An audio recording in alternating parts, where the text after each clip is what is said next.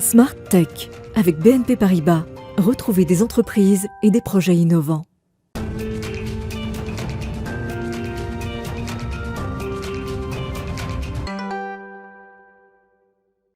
Bonjour à tous et bienvenue dans Smart Tech, votre édition du vendredi. Vous savez, c'est l'occasion de porter un regard différent sur un sujet à travers une personnalité qui l'incarne.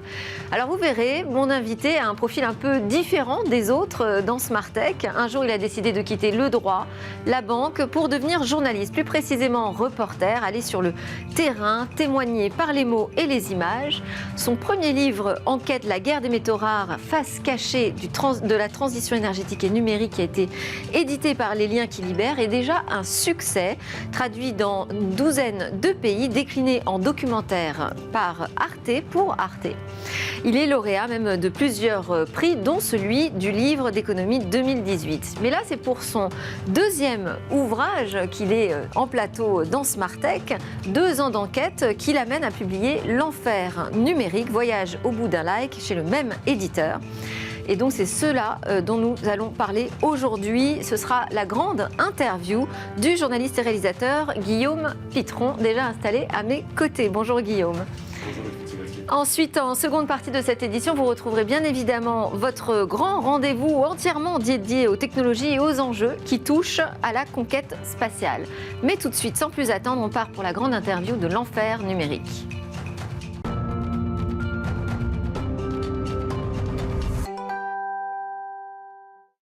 L'enfer numérique, voyage au bout d'un like. Alors c'est un titre qui sonne comme une charge. Pour autant, ce n'est pas un pamphlet. On est bien dans un livre enquête avec des faits, des sources, des notes de bas de page, une quinzaine d'annexes. Bonjour Guillaume Pitron.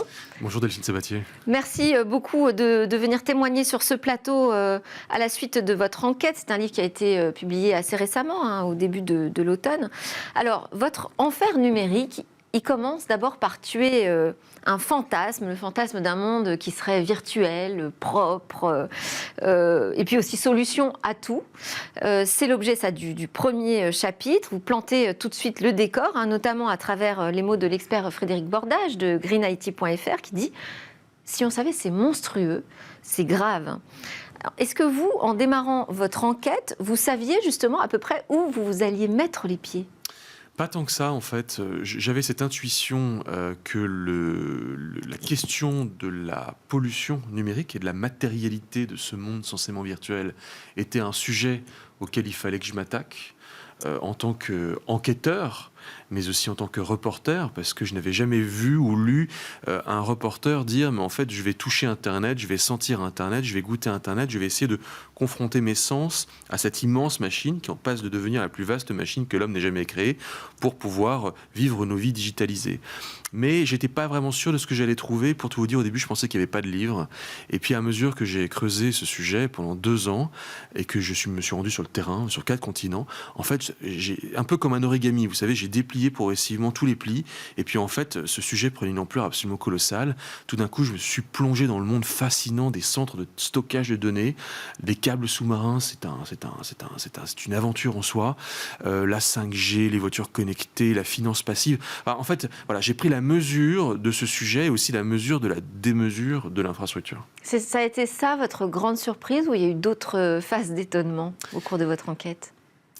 Je pense que ce qui m'a le plus étonné dans cette enquête, finalement, globalement, c'est que je me suis retrouvé face à des professionnels de l'infrastructure qui sont des hommes et des femmes qui, au quotidien, travaillent de façon routinière sur des enjeux qui sont absolument colossaux et qui, presque sans plus s'en rendre compte, parce qu'ils y sont habitués, disent des choses hallucinantes sans s'en rendre compte. Je me suis retrouvé dans une réunion comme ça une fois. C'était un salon dédié aux câbles sous-marins parce que l'information passe en fait sous les mers. Internet est un réseau amphibie. Ces experts, il y avait 2 experts qui discutaient de la meilleure manière de tracer le câble le plus direct entre un point A et un point B à travers les océans pour en fait satisfaire les traders qui investissent à la milliseconde. Et en fait, contourner un rocher, nécessitait de perdre quelques kilomètres par rapport à ce tracé direct. Et en fait, ils étaient en train de se dire combien de millisecondes ils avaient perdu ou gagné en essayant de tracer le chemin le plus ou moins direct pour transmettre de l'information, pour transmettre des ordres d'investissement, mais aussi pour transmettre des emails et des likes. Et là, ces gens-là en parlaient de façon parfaitement sérieuse, naturelle. C'était une discussion d'experts techniques. Et puis en même temps, ce qu'ils racontaient était dingue, quoi. Pour un journaliste, pour quelqu'un qui n'y connaissait rien, c'était absolument dingue. Alors, l'enfer numérique, vous y allez dans tous les sujets, justement, des câbles sous-marins, le sujet est très vaste, effectivement, mais vous y allez même jusqu'à casser le mythe, le rêve de l'e-démocratie estonienne, qui est un modèle avancé par tout le monde, modèle de e-démocratie par excellence. Vous dites derrière cette simplicité que vous nommez un peu comme douce, on éclipse en fait les moyens pour y parvenir. Ouais. Et qu'on oublie que dématérialiser, c'est matérialiser autrement. Absolument. Alors, l'Estonie est un exemple intéressant parce que c'est la première e-nation. C'est aujourd'hui l'État, l'administration la plus digitalisée au monde. On peut même devenir citoyen de l'Estonie de manière virtuelle et numérique. On peut devenir e-citoyen, et puis il y a toutes sortes de facilités administratives qui sont permises pour rendre la vie plus facile aux gens. Et il faut, je veux dire, c'est pas du tout, comment dirais-je, une ode contre le numérique d'écrire ce livre. Objectivement, le numérique, on s'en sert tous les jours, j'en ai besoin. C'est un facilitateur de relations sociales, c'est un bienfait économique. Mais effectivement, l'Estonie bascule en fait, très vite après la chute de l'URSS, en fait, dans une administration numérique, parce que ça permet aussi de jouer la transparence à une époque où on a peut-être besoin justement de transparence par rapport aux décennies de soviétisme que quitte ce pays. Et en fait, cette administration-là paraît très fluide, tout est très simple, de fait. Mais en fait, quand il est question de mais où sont les infrastructures, comment elles fonctionnent, quels sont les risques physiques qui pèsent sur elles, tout d'un coup, plus personne n'est là. On ne parle pas en fait de cette matérialité, on ne parle pas du comment. Comment est-ce qu'on fabrique cela ? Et finalement, l'enfer numérique, c'est une enquête sur le comment.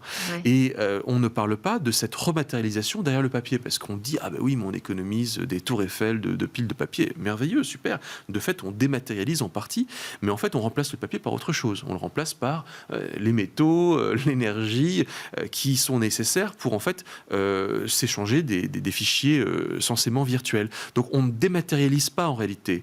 En dématérialisant, on rematérialise autrement, voire on multimatérialise, parce que toutes ces informations ne sont pas stockées dans un seul endroit, elles sont répliquées en permanence dans les centres de données partout sur Terre. J'ai appris l'autre jour que mon numéro de téléphone, mon 06, se trouvait dans 1200 endroits différents sur Terre. Mon compte Gmail se trouve dans 6 endroits différents sur Terre. Il est répliqué un peu partout sur Terre pour faciliter l'accès en fait à mon compte Gmail via un centre de données. Donc il y a autant de centres de données qu'il y a il y a 6 centres de données pour stocker mes Gmail. Donc on voit bien qu'on ne dématérialise pas, on ne cesse de rematérialiser et de multimatérialiser. Et alors, il y a une autre façon de comprendre cette matérialisation du dématériel, c'est de regarder au-delà de l'empreinte carbone du numérique, c'est de regarder aussi quels sont les matériaux qui sont utilisés. Donc, vous avez tout un chapitre sur ce qu'on appelle le MIPS, qui est en fait la quantité de ressources nécessaires à la fabrication d'un produit. Voilà, le Material Input per Service Unit, qui est un ratio allemand mis en place créé par des chercheurs allemands du Wuppertal Institute en Allemagne, donc, et qui est intéressant parce qu'il permet en fait de peser réellement, de prendre conscience du volume réel derrière chaque objet du quotidien. Un stylo ne pèse pas 10 grammes. Il a fallu de la matière première qui a été mobilisée pour fabriquer un stylo, et donc au final, la matière mobilisée est peut-être 10, 20, 30 fois supérieure au poids final du stylo. Pareil pour une tasse à café, pareil pour un jean. Vous citez d'ailleurs l'exemple de l'ordinateur portable, un ultra portable, enfin d'à peu près 2 kilos, ça représente quoi ? Alors j'ai oublié parce que mais ça représente des centaines de litres d'eau, ça représente du charbon, ça représente du pétrole, ça représente de la roche, toutes sortes de matières.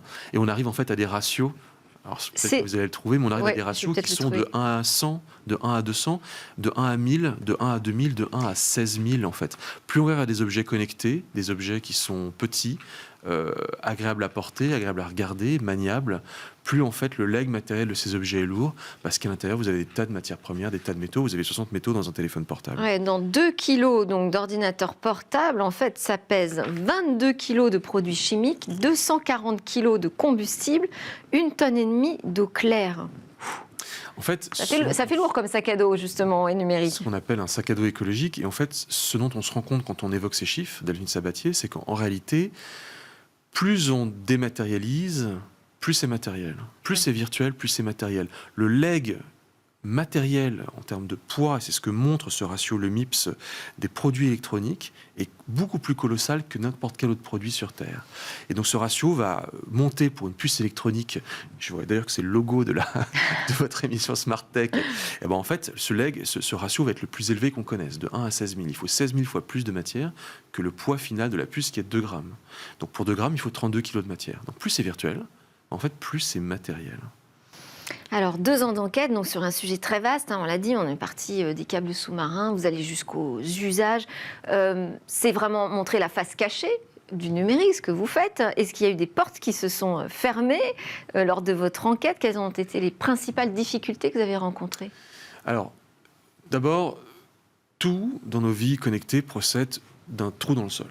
Ça commence par une mine. Il ne faut jamais oublier que dans toutes ces technologies, dans les serveurs, mais également dans toutes les interfaces que sont les téléphones portables et tablettes, il y a aujourd'hui des dizaines de métaux. Il peut y avoir jusqu'à 60 métaux dans un téléphone portable. Donc du lithium, du cobalt, du graphite, des terres rares, du cuivre, de l'aluminium, du zinc. Tout ça, ce sont des trous à chaque fois. Donc il faut aller se rendre dans les mines. Donc, moi, je me suis rendu dans les mines, pas habillé comme ça. J'étais un peu plus discret parce que sinon, je me serais fait embarquer au poste. Mais évidemment que ce qui est frappant déjà, c'est de voir ces plaies béantes, objectivement, desquelles on extrait la roche qui va être ensuite transformée en métal. On n'est jamais bienvenu dans une mine. On n'est jamais fier d'une mine. Même la mine la plus propre du monde, je pense que c'est jamais facile pour un journaliste d'entrer dans une mine, mais la plus propre du monde. Alors imaginez en Chine, au fin fond de la province de l'Heilongjiang, à la frontière avec la Russie, où les conditions de travail sont dignes des années 60, ce n'est pas facile de rentrer. Par ailleurs, les GAFAM, c'est pas facile de les contacter. Donc rentrer dans un centre de traitement de données de Google ou de Facebook, c'est quasiment mission impossible, sauf voyage de presse très organisé.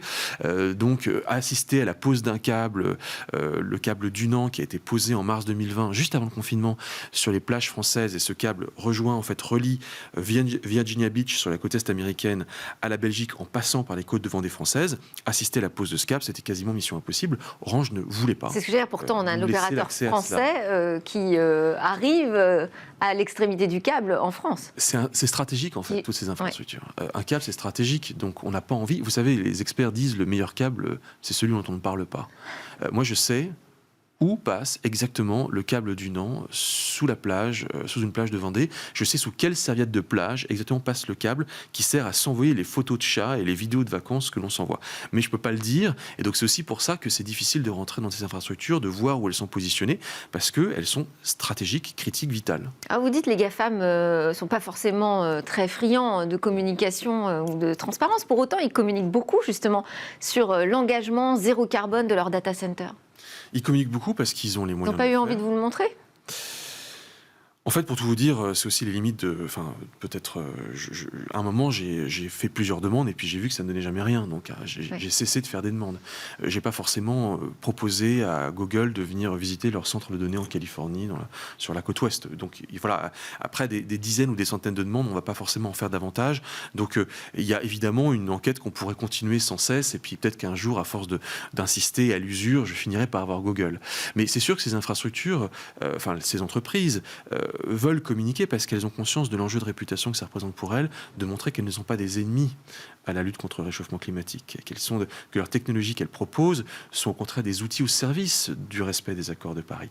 Donc cet enjeu de réputation, il est très fort. La question, c'est est-ce que c'est juste de la réputation ou est-ce qu'il s'agit vraiment d'actes avec des faits qui vont dans le bon sens ? Il y a des actes avec des faits qui vont dans le bon sens. D'abord, quand Greenpeace passe avec son dirigeable au-dessus d'un centre de données d'un GAFAM en disant « Il est propre comment votre nuage ? How clean is your cloud ?» Ça fait désordre. Oui. Quand les employés de Google signent une pétition pour dire « Il faut que l'entreprise soit zéro carbone très vite, zéro émission », ça, c'est un vrai sujet pour des groupes comme cela. Donc, ils sont obligés d'agir, bousculer de l'intérieur et de l'extérieur et de verdir leur mix électrique. L'électricité consommée par les centres de données, c'est énorme. C'est une gigantesque gabegie électrique. Donc, à un moment, et on le voit, et je le dis dans le livre, ces entreprises achètent des fermes solaires, achètent des fermes éoliennes et sont dans une logique de verdissement maximal de leur mix électrique de façon à ce qu'on ne dise pas que pour prendre un selfie, il faut du charbon. C'est ça le sujet. Et donc oui, il y a un véritable engagement de la part de ces entreprises, avec beaucoup de greenwashing aussi, hein, il ne faut pas se leurrer, mais pour autant, j'ai constaté les efforts, et il faut le dire, et je le dis dans l'enquête. Très compliqué aussi de partir sur des chiffres, parce qu'on n'a pas de données, enfin en tout cas on n'a pas de standard de mesure de l'impact environnemental du numérique. Alors comment est-ce que vous avez pu travailler? Par exemple, si on vous demande, au final, voyage au bout d'un like, tiens, ça coûte combien à la planète un like? Qu'est-ce qui coûte le plus à la planète dans le numérique? On n'a pas d'outil de mesure aujourd'hui. Non, et d'abord, un like, je suis incapable de vous dire combien ça coûte. Combien en termes d'émissions de CO2, qu'est-ce que ça représente en termes de consommation d'électricité. Un email, on le sait. Alors, un spam, c'est 0,5 g de CO2. Un email avec une lourde pièce jointe, c'est 20 g de CO2. 1 km en voiture, en moyenne, c'est 120 g de CO2. Donc, si vous envoyez un email avec une lourde pièce jointe, c'est comme si vous rouliez 150 mètres en voiture. Multiplié par le nombre de mails que vous êtes susceptible d'envoyer à plein de personnes en copie, faut avoir conscience de ça. Il y a aussi des controverses sur les chiffres. Hein. Énormément de controverses sur les chiffres. Là, ce que je vous cite sur le mail, c'est... Franchement, si je vous le dis, c'est que ça a été blindé. Mais après, oui, évidemment... J'ai vu qu'il y a un gros travail de sourcing, oui. J'ai passé un temps fou à tout faire sourcer. Je pense que le temps du sourcing et de la relecture par les experts, par les fact-checkers, les vérificateurs de faits, c'est des mois de travail après la fin de l'écriture du livre. Effectivement, il y a énormément de débats sur le coût de la vidéo en ligne. Oui. Ça a donné l'objet de batailles homériques entre le Shift Project, qui est un groupe de réflexion français qui a publié des chiffres qui ont été extrêmement discutés par des critiques. Donc du coup, je ne suis même pas allé dans ces chiffres-là pour justement éviter de me faire engueuler. Le premier qui dégaine un chiffre, Delphine Sabatier, de toute façon, il se fait engueuler. Parce que c'est la jungle. La réalité, c'est qu'on parle d'intelligence artificielle, on parle d'informatique quantique, on parle d'apprentissage profond, on parle de supercalculateur, et personne ne sait le coût d'un like.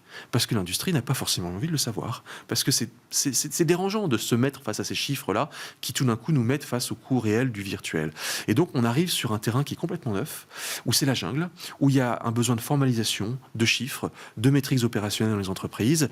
Et c'est aussi pour ça que c'était bien, en tant que journaliste, d'être un peu parmi les premiers à raconter cette histoire et être au début de cette vague qui va monter. Et dans les controverses sur les chiffres, il y a aussi l'idée qu'on ne prend pas suffisamment en compte l'impact positif. En fait, il y a vraiment aujourd'hui un débat là-dessus entre la balance. Est-ce que le numérique est plus positif ou plus négatif pour, au final, quel est le ratio entre les deux, selon vous? Je vais être tout à fait honnête avec vous. Je suis obligé d'aller jusqu'au bout de cette honnêteté par rapport à ce que je viens de vous dire. On ne sait pas.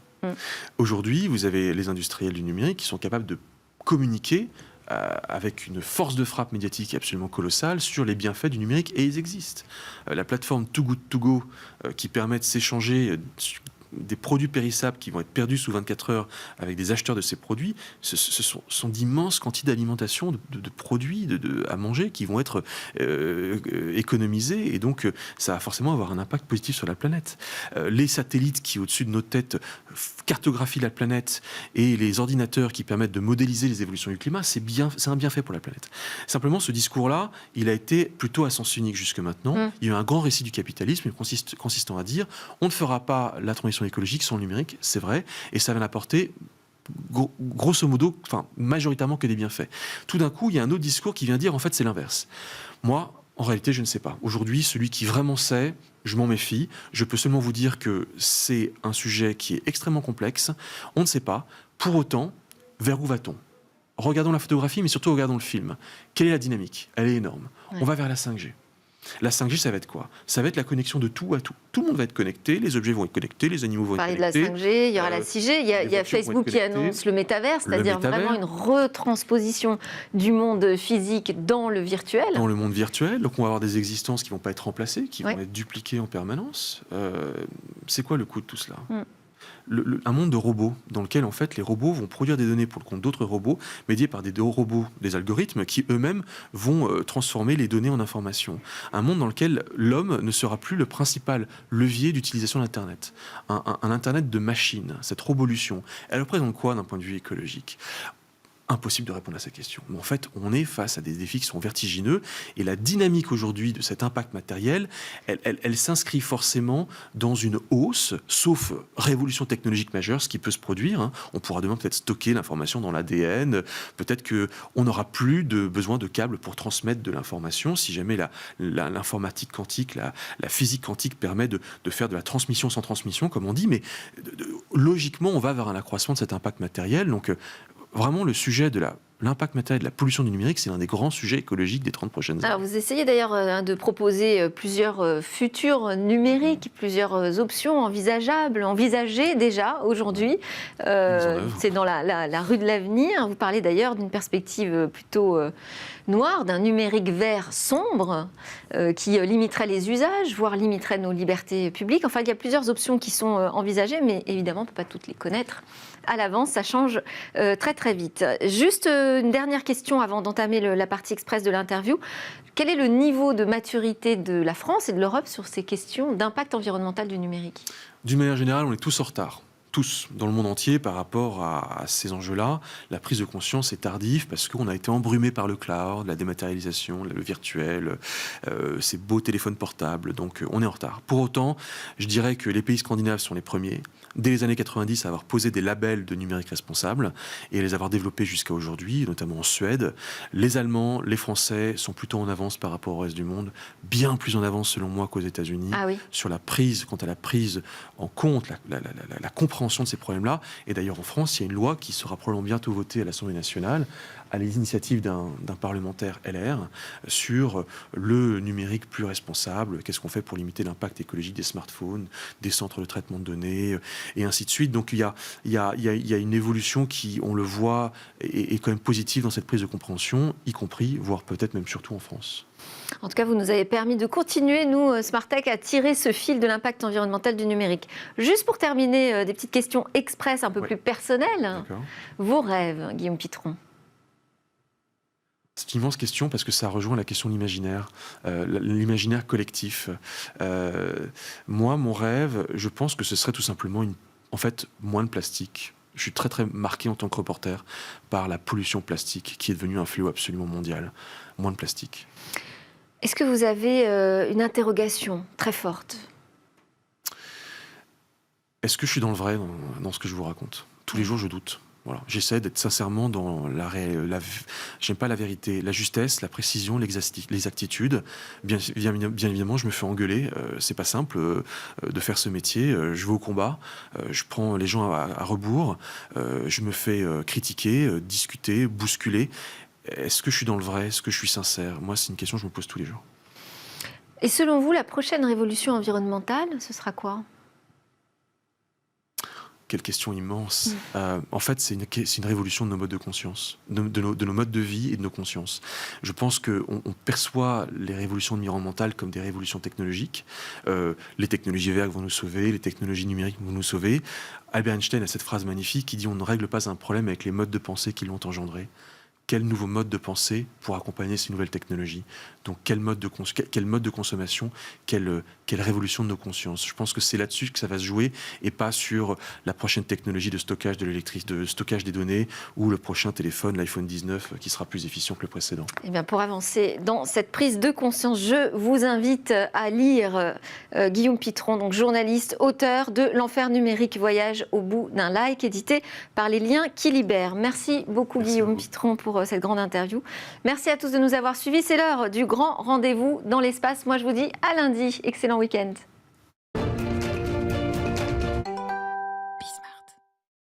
Bonjour à tous et bienvenue dans Smart Space, votre rendez-vous 100% dédié au secteur spatial. Alors désormais, une fois par mois, on va réaliser ensemble dans Smart Space un débrief de l'actualité de ces dernières semaines. Ça commence aujourd'hui avec nos invités en plateau pour décrypter cette riche actualité.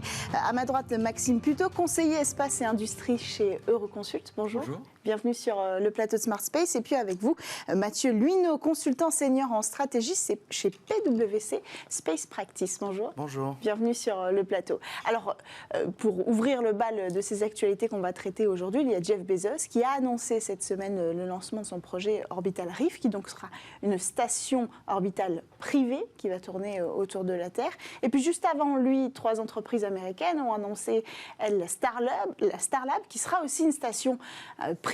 Celle-ci, elle arrivera avant, pour 2027. Donc, est-ce que ça veut dire que désormais, les agences étatiques seront nécessairement obligées de passer par des entreprises privées pour pouvoir envoyer dans l'espace, ou du moins accueillir dans l'espace leurs astronautes? Maxime. Ce qui est sûr, c'est que du côté de la NASA, en tout cas, elle cherche justement à s'appuyer sur les entreprises privées, prenant conscience que l'ISS, la Station Spatiale Internationale, a une durée de vie limitée. Aujourd'hui, elle est opérée avec des partenaires étrangers, mais la NASA prend conscience qu'avec cette fin de durée de vie, il va falloir anticiper, tout au même moment où la NASA se concentre vers la Lune. Elle veut continuer à être présente en orbite basse et elle veut s'appuyer sur son industrie, qui d'ailleurs montre des capacités techniques à pouvoir fournir ce genre de services. Mathieu Luneau. C'est vrai que ça suit d'ailleurs une tendance qu'on observe depuis plusieurs années qui va vers une privatisation progressive. Ça a commencé par des partenariats publics-privés à bord de la Station Spatiale Internationale. Et puis aujourd'hui, comme vous l'avez mentionné, on va vers une privatisation de ce genre de station en orbite. Mais ça ne pose pas de problème stratégiquement pour les agences d'être obligées de passer par des acteurs privés aux intérêts privés et lucratifs pour opérer ces astronautes dans l'espace. Ça veut dire que pour des missions scientifiques, on dépendra quand même de l'autorisation de ces entreprises privées pour les héberger. Je suis pas sûr que ce soit vraiment un problème. D'abord, il n'y a pas vraiment d'obligation en soi pour les agences spatiales nationales. On voit qu'elles ont quand même sur les grands programmes scientifiques leur propre station spatiale. On pense au Lunar Gateway, par exemple, en orbite de la Lune. Mais elle sera en orbite lunaire et pas en orbite terrestre. Effectivement, mais l'avantage, je dirais, c'est que ça va permettre d'élargir le champ des possibles, et notamment pour ces agences gouvernementales qui vont pouvoir faire davantage à moindre frais dans un contexte budgétaire qui est de plus en plus restreint pour elles. Aujourd'hui, le modèle économique de ces stations-là, il est quand même beaucoup tourné vers les agences, un petit peu plus vers le secteur privé. Donc, évidemment, les fournisseurs, les propriétaires, les opérateurs de ces stations-là s'adapteront et écouteront les besoins des agences qui sont les grands argentiers de donc c'est plutôt une bonne nouvelle en fait, cette multiplication de projets de stations privées. C'est une optimisation en fait assez efficace d'une industrie qui a des moyens et qui a une volonté. Même en regardant les milliardaires, ils ont même un agenda qui est un petit peu différent de celui des agences, mais même Elon Musk est capable de s'adapter à l'agenda de la NASA. Et puis c'est aussi peut-être pour le contribuable américain une bonne nouvelle, puisque ça permet de faire peut-être plus en faisant l'orbite basse et la Lune, et peut-être surtout en orbite basse en faisant moins cher qu'aujourd'hui. Oui. Et c'est d'ailleurs, je pense aussi, une bonne nouvelle pour l'industrie en général, parce que quand on regarde un peu le modèle économique, par exemple, de Reef Orbital, on voit bien qu'ils ont la volonté de pousser les applications spatiales vers le plus d'industries possible. Ils parlent notamment d'agriculture, ils parlent de tourisme spatial, mais aussi de tournage de films, et la possibilité de produire, alors évidemment pas en très gros volume, mais de produire en orbite avec les retombées possiblement positives que ça a pour plusieurs industries. Alors on passe à l'actualité suivante. En ce moment même se tient, et pour la première fois aux Émirats Arabes Unis, un rendez-vous, une grande messe de la communauté spatiale internationale. C'est l'IAC, donc le Congrès international de l'astronautique. C'est la première fois qu'il a lieu à Dubaï. Tous les acteurs se sont rués là-bas, privés comme publics. Alors je dis tous, mais est-ce qu'on avait une délégation française à Dubaï, du gouvernement français ? Il y a une délégation française, et c'est d'autant plus important que l'année prochaine, c'est la France qui accueillera l'IAC, porte de Versailles, en 2022. Alors, qu'est-ce qui se joue là-bas ? Alors, je trouve quand même assez dommage qu'il n'y ait pas vraiment de vraie délégation politique. Oui. À l'IAC, c'est vrai qu'on le voit moins, par exemple, que ce qu'a pu faire le Luxembourg. Ça ne veut pas dire, effectivement, qu'il n'y a pas de délégation. La France organise sur son pavillon de l'exposition universelle la quinzaine du spatial, et elle a en plus mobilisé son réseau diplomatique pour organiser les French Space Days, qui se terminent d'ailleurs aujourd'hui, avec le concours du service économique régional de Business France. Donc c'est quand même dommage qu'il n'y ait pas davantage de soutien, je dirais, politique sur place. Oui. C'est vrai que vous parlez du Luxembourg, le ministre de l'économie y était, avec toute une délégation. Pourquoi on n'a pas le ministre de l'économie français ? Il faudrait, ce serait nécessaire stratégiquement. Moi, je pense que ce serait nécessaire, parce que je pense qu'on peut regretter qu'il y ait parfois beaucoup d'effets, je dirais, d'annonces de financement qui sont très bien, que je pense que tout le monde salue, mais un soutien politique derrière serait sans doute le bienvenu. Faire à l'image de ce que font d'autres grandes puissances, ce serait un signal assez fort et positif envoyé à nos industries. Il y a un agenda spatial politique qui est extrêmement chargé, avec la préparation de la prochaine ministérielle de l'ESA, la présidence tournante de l'Union européenne que la France va prendre. Évidemment aussi peut-être le contexte présidentiel qui est dans un contexte un petit peu plus lointain, même si c'est dans 6 mois, qui peut aussi expliquer cette absence. Oui, donc il y a besoin quand même d'avoir des ambassadeurs, mais on n'est pas prêt à les fournir. L'IAC, il faut voir l'IAC comme un événement international où la plupart des acteurs institutionnels sont là en fonction du lieu de l'événement. Et je dirais que la dimension politique, elle est encore plus importante cette année à Dubaï, avec déjà le premier IAC depuis 2 ans. Et puis aussi Dubaï, les Émirats en tant que puissance spatiale, qui ont mis énormément d'efforts, de budget, mais surtout de communication autour de l'activité spatiale, que ce soit l'envoi d'une sonde vers Mars, que ce soit l'envoi de 2 astronautes et bientôt d'une astronaute dans la Station spatiale internationale, et bientôt d'un rover sur la Lune. Il y a beaucoup d'efforts et beaucoup de communication politique. C'est un petit peu regrettable que la France ne soit pas au rendez-vous. Oui, c'est vrai que ce n'est pas anodin que ça se passe à Dubaï, vous faites bien de le préciser, Maxime. Alors on enchaîne avec notre prochaine actualité. C'est l'Agence spatiale européenne qui a annoncé la création de la direction de la commercialisation, de l'industrialisation et de l'approvisionnement. C'est une femme française, Géraldine Naja, qui va prendre la tête de cette direction. Est-ce que c'est le signe que l'Agence spatiale européenne veut prendre part à cette nouvelle économie qu'est le New Space ? En fait, ça en est le signe, mais c'est surtout en fait la traduction institutionnelle et organisationnelle de quelque chose qu'on observait déjà depuis plusieurs années au sein de l'Agence spatiale européenne, avec cette volonté de pousser davantage le spatial vers l'industrie, et notamment vers les applications qu'on peut dériver, par exemple, de l'utilisation des données spatiales, avec cette idée de vraiment le pousser vers de nouveaux secteurs. On peut penser à la biopharma, au tourisme, même par exemple au secteur des jeux vidéo. Et donc ça, c'est en fait la traduction organisationnelle de ce mouvement qui est en marche en réalité depuis quelques années déjà. Oui, mais c'était attendu. L'ESA est déjà extrêmement impliquée sur cet aspect-là, mais plutôt orientée dans le cercle des activités spatiales. Vous avez une direction des télécommunications qui est extrêmement active. Portée par Elodie Viau. Tout à fait, et qui pousse pour à chaque fois des financements et des contrats de recherche qui ont à chaque fois un angle économique extrêmement important. Nous sommes d'accord pour financer de la recherche à condition que celle-ci ait un potentiel de marché et des applications. Et c'est vrai qu'avec cette nouvelle direction, il y a un coup d'accélérateur qui est mis sur la commercialisation au sein du spatial, mais pas que. Alors, ce qui est intéressant de noter, c'est que l'ESA, dans la présentation de cette nouvelle direction, parle de favoriser une nouvelle économie plus verte. Qu'est-ce que ça vient faire là ? Mais il y a un enjeu pour le spatial de participer à cette tendance-là. Et à bien des égards, le spatial a une vraie contribution. Une bonne partie des variables du changement climatique, par exemple, ne peuvent être observées que depuis l'espace. Mais au-delà de ça, il y a des technologies spatiales qui peuvent contribuer à la transition écologique. Il y a aussi beaucoup de savoir-faire qui peut être importé depuis d'autres industries dans le spatial. Donc il y a vraiment un intérêt pour le spatial, je dirais, d'améliorer sa place, d'apporter aussi de la valeur ajoutée et dans une certaine mesure aussi de se légitimiser dans la mesure où, avec certaines applications ou certaines entreprises qui peuvent mener aujourd'hui des activités spatiales très visibles qu'on pourrait peut-être juger de futiles, par exemple le tourisme spatial, il y a un besoin de se différencier et de montrer que le spatial, c'est pas que jeter des euros et des dollars dans l'espace, c'est du travail, c'est des emplois, c'est une industrie, mais c'est aussi au bénéfice de la société et de la transition écologique. Et d'intégrer ça à la direction qui va se tourner vers le New Space, qu'est-ce que ça veut dire ? Ça veut dire que désormais, le point de vue de l'ESA, ce sera de penser écologie dès la création des projets ? Je pense que ce sera de penser application durable, écologique de ces projets qui sortiront de ces nouvelles directions et de ces nouveaux programmes. Et encore une fois, comme ça a été dit, c'est un moyen aussi pour l'ESA de justifier son existence, de justifier des crédits supplémentaires.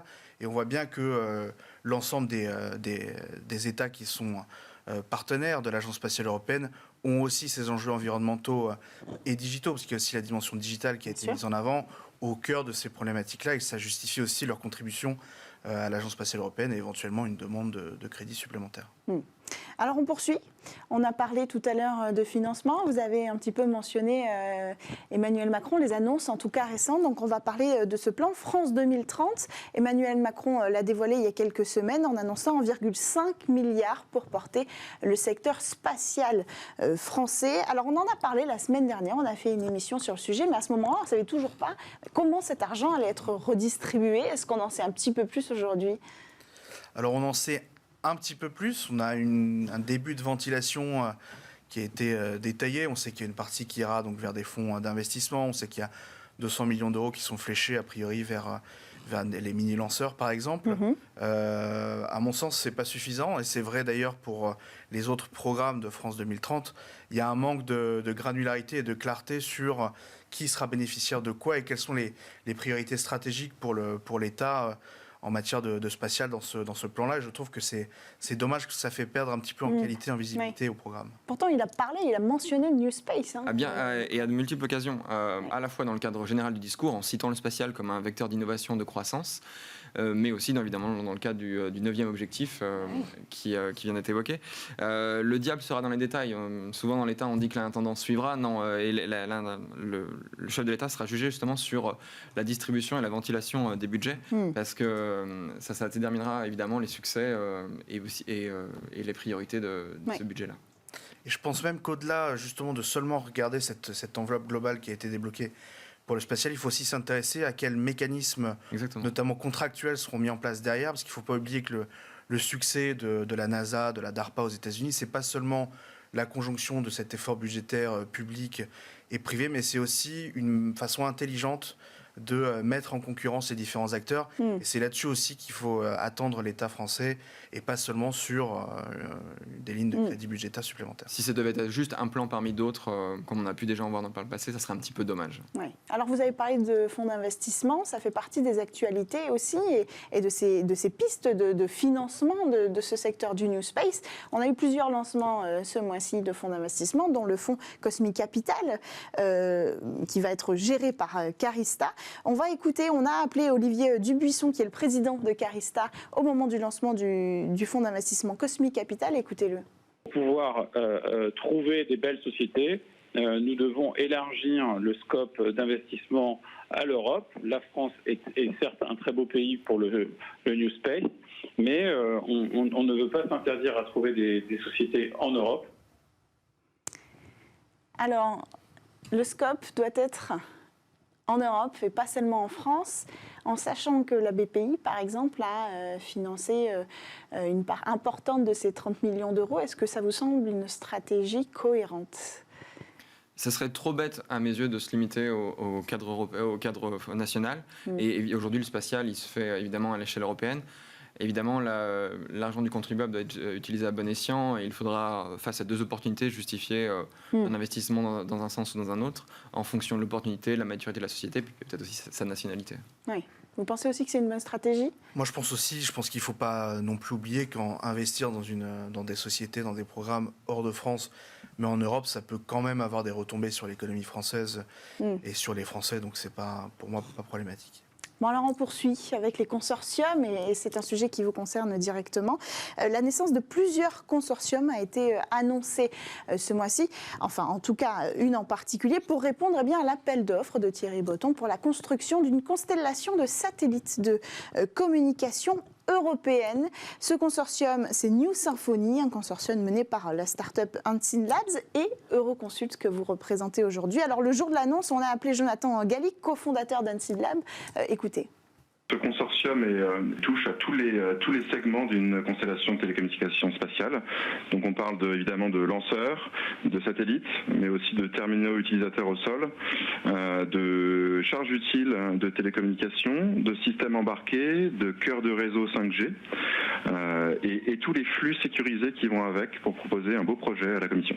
On ne parle pas forcément de start-up, on parle de PME surtout, de PME qui ont déjà fait la preuve de leur agilité, de leur caractère opérationnel et de la qualité des produits proposés.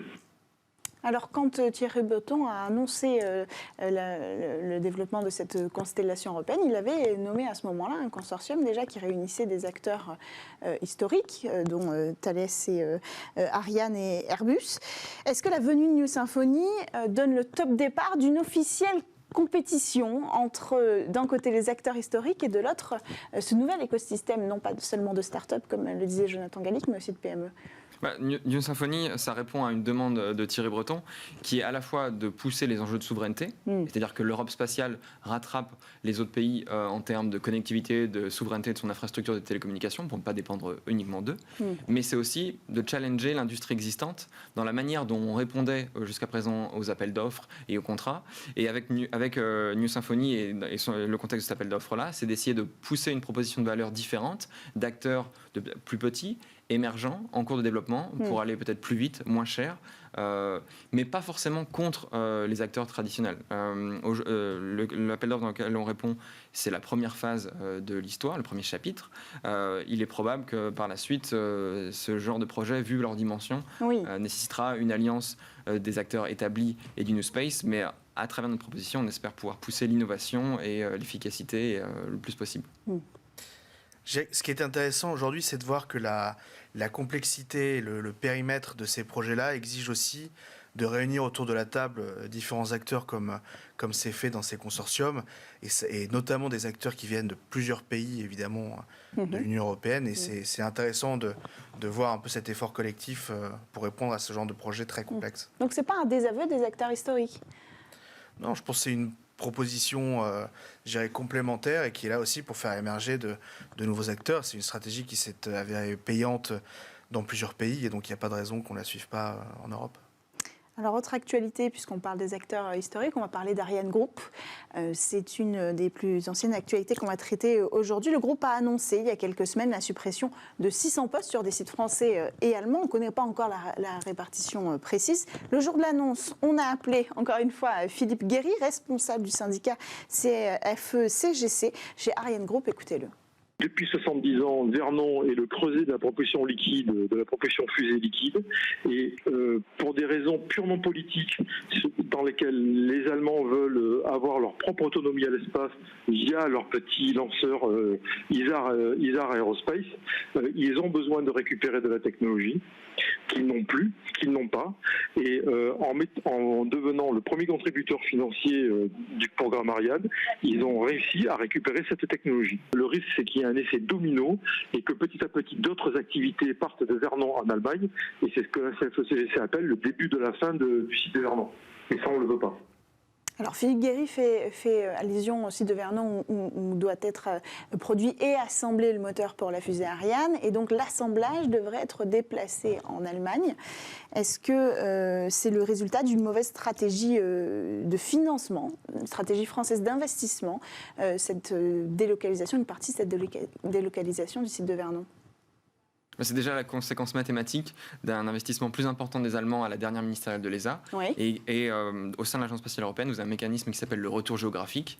Et en donnant à peu près 1 euro à l'Agence spatiale européenne, vous en récupérez 80% dans votre industrie. Donc les Allemands ont mis plus, ils récupèrent plus, une activité qui est autrefois faite en France. Donc ça, c'est déjà un premier élément.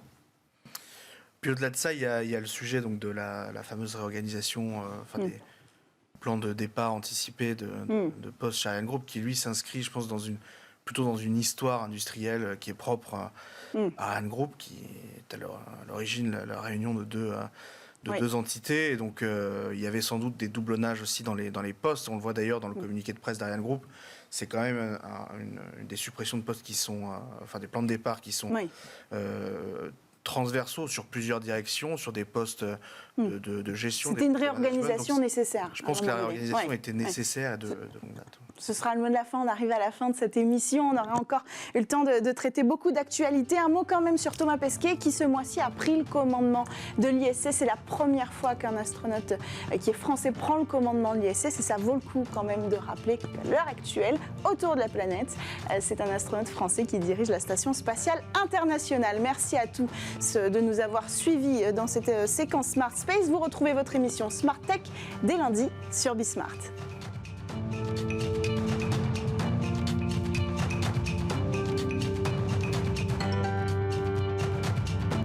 Smart Tech avec BNP Paribas. Retrouvez des entreprises et des projets innovants.